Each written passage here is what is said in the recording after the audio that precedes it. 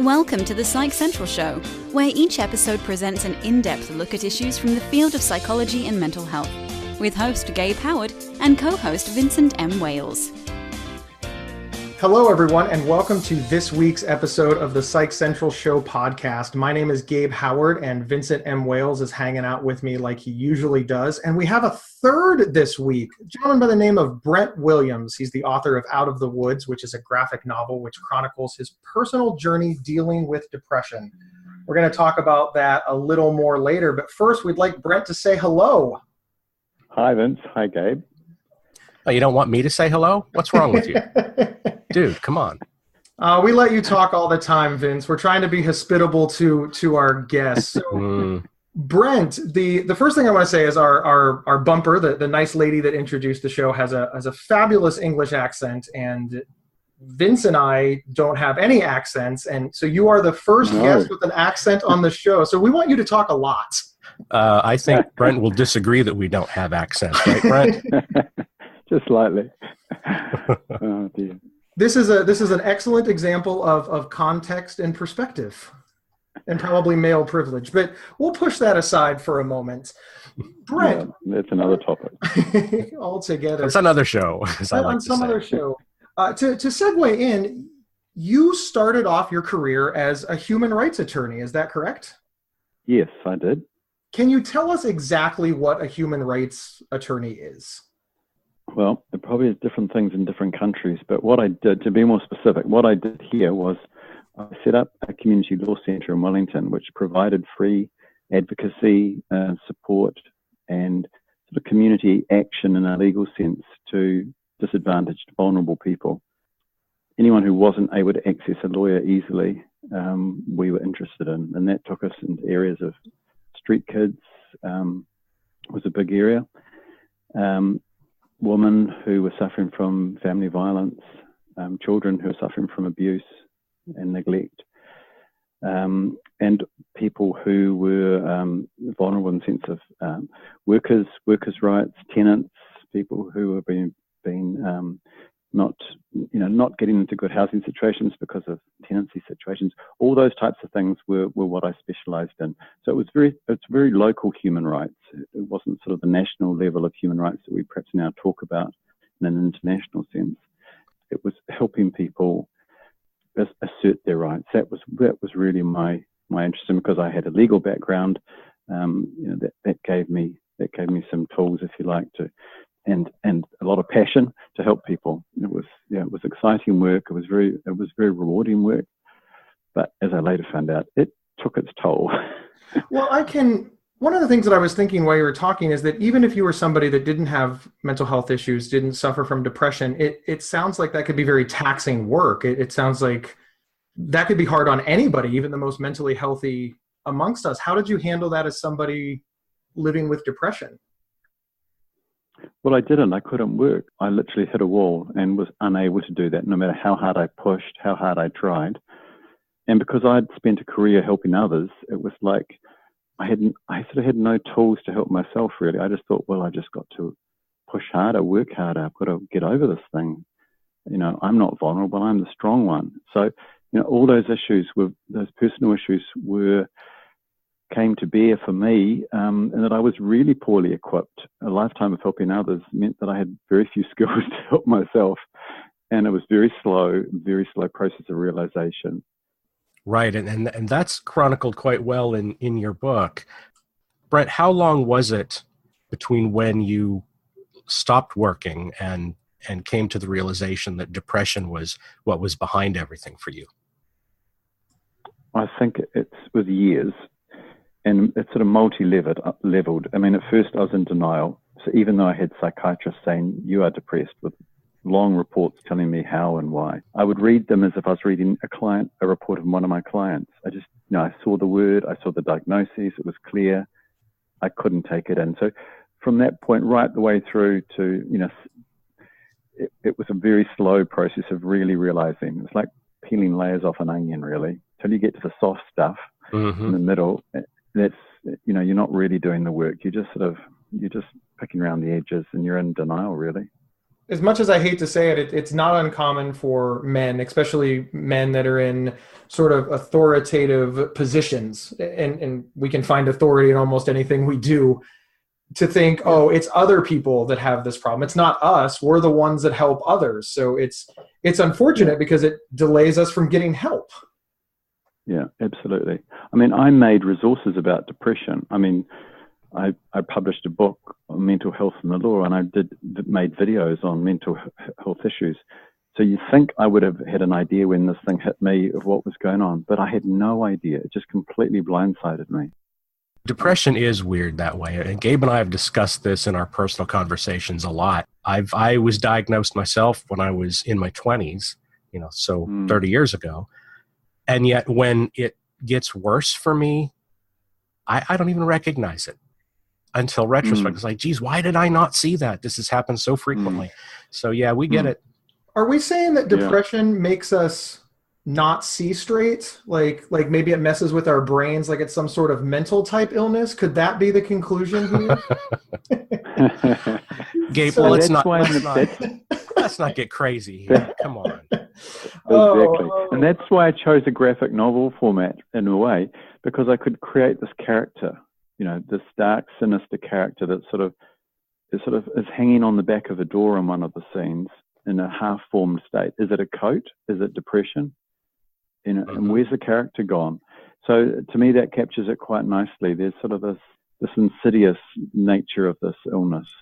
It really is. And of course, you just sort of answered the question I was going to ask, which was, why a graphic novel? I mean, many people who have an experience such as yours do choose to write about it. And that's great. But yours is the first I've seen that's in a graphic novel format. And I was quite intrigued by that. Very much so. Well, I think it really helped me to think visually, to visualize this thing, to put some shape around it. And to try and put shape around my emotions are very difficult things, and to illustrate them, to come up with forms, I think has just been so much value to me to help understand my own depression. That's why I wrote the book. I wrote it to help myself, really, and then along the way, it had another purpose. But the other very practical reason is that when I was depressed, I couldn't read. I mean, I came from a reading background. Law was my background. I could not read words. They just made no sense. I couldn't finish one line of a sentence without having to go back and try and decipher it. So to me, when I wanted to write, it was to write a book to help other people. I knew that it had to be visual to help them. It had to be very simple, and it had to sort of grab them emotionally and with pictures rather than words. That's incredible. So we're going to step away for a second, but when we come back, I want to hear about how journaling and the process of writing the book helped you manage depression and anxiety. So we're going to step away and we'll be right back. This episode is sponsored by BetterHelp.com. Secure, convenient, and affordable online counseling. All counselors are licensed, accredited professionals. Anything you share is confidential. Schedule secure video or phone sessions, plus chat and text with your therapist whenever you feel it's needed. A month of online therapy often costs less than a single traditional face-to-face session. Go to BetterHelp.com/Psych Central and experience 7 days of free therapy to see if online counseling is right for you. BetterHelp.com/Psych Central. Hey, fans of the Psych Central Show podcast, we are currently surveying our listeners to learn more about you and to learn what we can do better. Please take a few minutes and visit our website at psychcentral.com/show and click on listener survey link found on that page. Thank you. Welcome back, everyone. So let's talk about journaling. And the reason that I want to talk about journaling is because during your pre-interview, you said that you journaled to help manage depression and anxiety. And this stuck out in my mind for a very, very important reason. When I was first diagnosed with bipolar disorder, a therapist said, you need to keep a mood diary. And I was 25 years old. I was manly, and I rejected this with every fiber of my stereotypically unwoke male being, because I was like, I can't keep a diary. That's what craziness is this? It's like, what am I, 12? Yeah. Well, right. I just thought it was the dumbest idea that I had honestly ever heard. And I now say this has been the most incredible tool that I have in my toolbox. I keep so much in it. And, I'm not writing my feelings. I'm not writing poems. I'm not, you can, there's nothing wrong with that. I write down whether I had a good day or a bad day, how much sleep I got. And it's been such a profound tool for me that I'm really a huge proponent of it. And I believe you are too. So tell us about the process of that. Tell us how you discovered it. Just, share with us. We want to learn from you. Well, I wasn't a writer. I didn't have a history of writing diaries or anything. I mean, I wrote very practical things or legal things. So this wasn't something I had a history of. I wasn't familiar with it. But somehow, and I don't know how I got the inspiration to do it. I know I was very isolated. I know I was cut off from everybody. I think I needed a companion. And I had all this stuff going on my head and all these feelings, and I somehow needed to get it out. And luckily, I found that I started writing, and it just poured out in all sorts of ways. And what I wrote was just so helpful when I look back. It was sort of, I think I found wisdom in my writing. It was like a wiser voice, a wiser self came through my writing. I can relate to that, Brent. Yeah. Writing is a very cathartic thing. But it really surprised me because I wasn't a writer. I had no history of doing it. So sure. Yeah. But when I started it was just truly cathartic. It was. But at a very practical level, it got me out of bed in the morning. I mean, some mornings I'd wake up and I would just feel absolutely like rubbish. And just the last thing I wanted to do was get out of bed and face the world. And, I would get up to write. I would get up to write about how horrible I felt. And in that process of writing how horrible I felt better. I was out of bed and I had started my day. And the engine had started, the life force had started. It wasn't there prior to writing. So it was my motor, and it got me going. And then it sort of, I took it with me everywhere I went. As I had this very lonely few years, very isolated few years, I had my book, I had my pen, and I think it kept me going. It was amazing. That's a very cool story. Vin is fond of saying that the only thing that you have to do to be a writer is write. And it really helped me, when I started writing as well. Vin's a novelist, and he's an award-winning novelist, for Pete's sake. And here I am. I wanted to write, a 500-word article about living with bipolar disorder, and I just kept saying to Vin, but I can't because I'm not a writer. And to Vin's credit, he just rejected this outright. He's like, "That's just the dumbest thing you've ever said." I think he actually. Well, no, you've said a lot of dumb things. Yeah. But you're right. It's by doing it, by committing it to paper, by rereading it, it has provided me personally, forget about the people that have read it or the career that spawned from it, et cetera. It gave me personally so much, just, I don't know, joy, introspection, and it keeps giving. Every now and again I read something that I wrote 5 years ago and I think, oh wow, I remember feeling that way, and now I feel this way. And it's exactly. Incredible. I recommend that anybody do it. And I'm going to say it again. When the idea of writing was introduced to me, I thought it was ridiculous. I just absolutely unequivocally ridiculous. And it is easily the best advice that I've ever been given, short of like a diagnosis and medical treatment. But aside from that. So thanks, Vin. Sure. It was all you. Glad to help. Yeah, nice. Very nice. Just out of curiosity, Brent, how long did it take you to write this graphic novel? Oh, well, the journaling sort of just segued into the graphic novel, really. But the graphic novel itself was a good 3 to 4 years of writing, working with the artist, page by page. Yeah. And I started with a lot of words. I mean, there was pages and pages of words. And I just loved, as he took those words and turned them into pictures, then my words started disappearing. He had captured what I wanted to say, what I was trying to express, my feelings, the journey.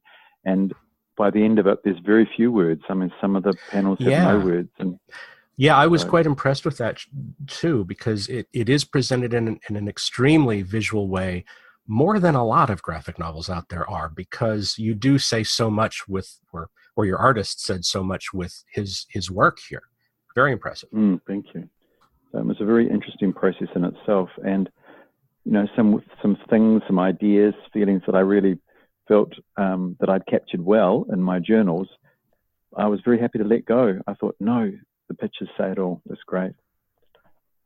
So what is your biggest hope for the book? If the book could do anything that you wanted it to do, what would it be? What's your dream now that it's completed and sort of coming out into the world?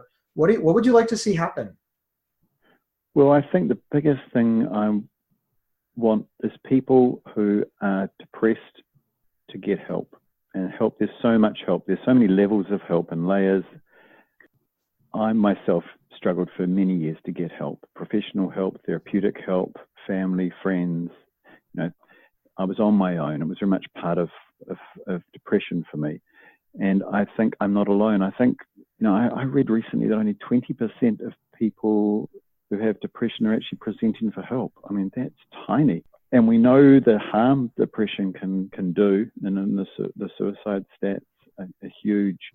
So I think my biggest hope for the book is that this will encourage people, and perhaps particularly men, to to put their hand up and start seeking help. And because I think without help you can't overcome this. You can't do it on your own. No matter how strong you are, you know, depression is not something. It's too powerful. It is. It will take you down. Yeah. And you commented too about how this was a journey that you were on alone. And I think that really speaks to the fact that depression is an extremely isolating disease. And that was also captured quite well in your book. Yeah. You also had some medical issues during this time. Yes, that's right. Almost forget about that, because that was a breeze compared to depression, strangely. You know, I had cancer, but I was lucky. It was pretty tidy form of cancer. You know, I dealt with it with surgery, but I did all the right things. You know, I saw the doctors. I was able to talk about it to people. People gave me sympathy. I got support. I did it. And, you know, as painful as it was a breeze compared to depression. I think a lot of our listeners who have not experienced mental health issues themselves will be surprised by that statement, that cancer was a breeze compared to depression. We sort of have this myth in our society that, you know, depression is easy. Just pick yourself up from your bootstraps, get it together, stop it, cheer up, that kind of thing. Whereas cancer is serious. Cancer is for real. And it's interesting to hear somebody who has experienced both say cancer was a breeze. It's just not something you hear very often. Most people don't describe cancer as a tidy illness. So thanks for bringing that up. To think that when I got cancer, I still had my life force never left me. I wanted to live, and I wanted to get well. With depression, it took my life force away. It undermined that. So that's the difference, and that's a huge thing. Well, we've come to about the end of our show. So Brent, we want to give you the last word. What would you like to leave our listeners with before we sign off? I think that antidepressants are a huge topic, and we can't really go there, but I think my message is about antidepressants, and that it is that in a way they mask the fact that there are so many things people can do to help themselves that they need to do as well as taking antidepressants. And we somehow have this idea that you go to a doctor, you get an antidepressant, and you wait for it to kick in, and your depression's going to go. It's not that simple. It's a lifetime journey of looking after yourself, doing a whole lot of really simple, practical things around getting help, rest, sleep, diet, exercise, breathing properly, being in good company, really basic human things that our bodies need that we forget about while we wait for this magic pill to kick in. Very well. And I think the fact is people have got to do a whole lot of stuff, and they need help to do it. That's my big message, really. I love that. There is no shortcut. Help is available, but we have to do our part as well. Thank you so much for being on the show. We really, really appreciate it. And thank you everyone for tuning in. And remember, you can get a week of free, convenient, affordable, private online counseling anytime, anywhere by visiting betterhelp.com/Psych Central. Everyone, we will see you next week. Thank you for listening to the Psych Central Show.